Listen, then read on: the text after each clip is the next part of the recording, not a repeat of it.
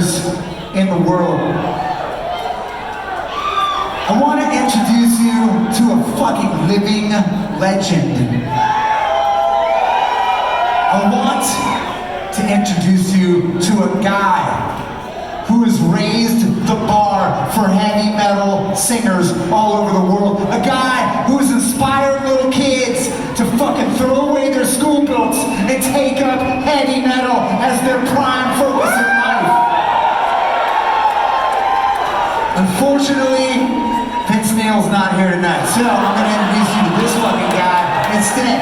This guy who had his first threesome when he was only 9 years old. Make some noise for that. Thank you, Jesus. Is Jesus involved with that? I'm pretty sure it was your Aunt Shirley and your Uncle Ron who was involved. And Uncle Jay, too.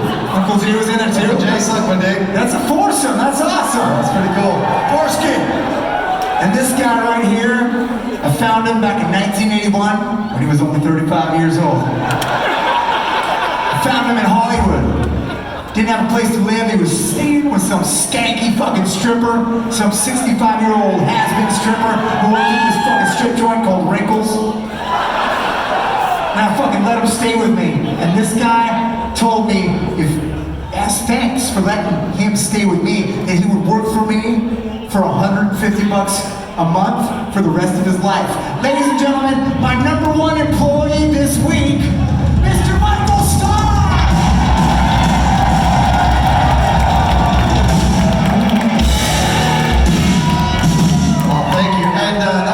Introduction, You're welcome. You deserve it, dude. You know what though? I gotta tell you guys, my voice is a little shot, man. The show's over. Good night, you guys.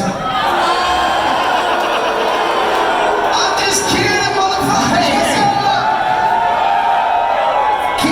Can't you tell he's way skinnier than Vince Neil? Come on. Yeah, you know, I've been told that I look like a chubby version of David Lee Roth or a obese version of Bret Michaels, and that's fucking bitching. That's cool. I think it looks like Meatloaf grew his hair out and dyed it blonde. That's cool, dude. Meatloaf's a badass singer, dude. Fuck yeah, I got some. Let me tell you something. I would fucking suck Meatloaf's dick just to taste some of the pussy he's got. Hey, I'll let you know. Write that down, kiddo. Satchel sucks amazing dick. Shut up. I was in jail once. Hey, listen, I got word in my in-ear monitor right before I was walking on stage. The manager called me on my earpiece and he said, "Got great news. Tonight's show is officially fucking sold out." That's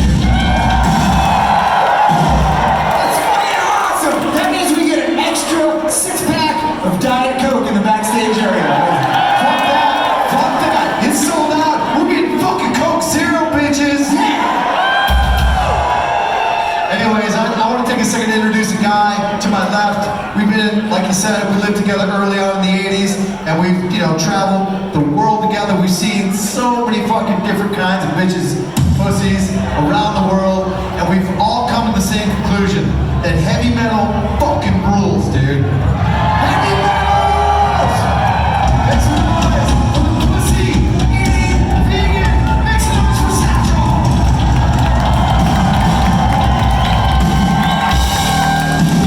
I'm not actually a vegan, dude. I eat meat. That's what pussy's all about, dude. You gotta be willing to fucking chew down and chow down on some pussy lips once in a while. Chow down. Write that down, kid. This kid's like, what the fuck is he talking about? He's like going on Wikipedia and shit. You're gonna learn a lot of shit tonight, dude, okay? I'm gonna get you some tickets on stage. I'm gonna have you take some pictures and all that shit. Make some noise for this fucking kid's mom raising this kid. He's like, that's not my mom, that's my fucking girlfriend, bitch. Dude, I had sex with your mom. How old are you? How old are you? 12, yeah. 12 years old, that's fucking awesome! God, I remember when I was 12, I'd only been laid like 400 or 500 times at that point, but I think it was 13 years ago we did it. wait, what? What did you say? Nothing. You fucked his mom? Make some noise for this kid's dad on the lead vocals!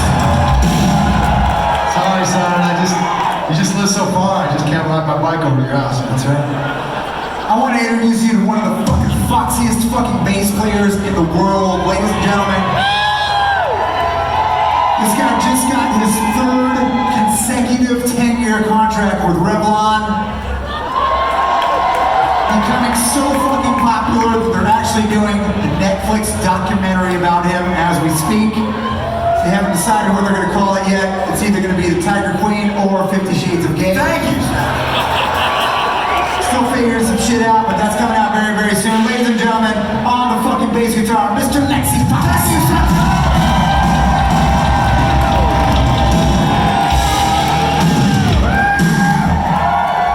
You look fucking great tonight, dude. So do you, Zach. Seriously, I mean, if there weren't so many beautiful girls in Sioux Falls, I would certainly fuck your face after the show. I love that you say that, John. You're welcome. One thing we're not just doing by our music, we're bringing heavy metal back. You know what a tire means? Oh, I do. It's fine. What does it mean? What does it mean? We got 4 of them on my fucking No, a tire means. Oh, I know it means clothes too. What am I fucking? What do you think? There's 2 bass players in this band? Stop it, Zach. What I'm saying is you look fucking amazing tonight. Thank you, so And you. you fucking guitar that you personally endorse. Thank you. Pretty badass. I also am doing my purple little shaky, yeah, see that? Sticks is wearing one of our customized, brand new, on this fucking tour, t-shirt that there we go, thank you. Make some noise for Sticks' shit. And also, make some fucking noise for one of the best fucking drummers in the room right now, Mr. Sticks sitting here. He doesn't get the fucking credit he fucking deserves. This guy works very, very hard behind the scenes, making sure bitches are getting backstage passes so they can come backstage and suck our dicks and things like that. And also, a lot of people don't realize, because he's way back there and everybody's focused on how talented I am and some of the other guys in the band, but they don't realize Sticks It In Ya is a very, very talented guy, and tonight he's going to do something he's never done in Sioux Falls before. He's going to do something he's world-renowned, famous for, his Rick Allen impersonation. That's right, Rick Allen from Def Leppard.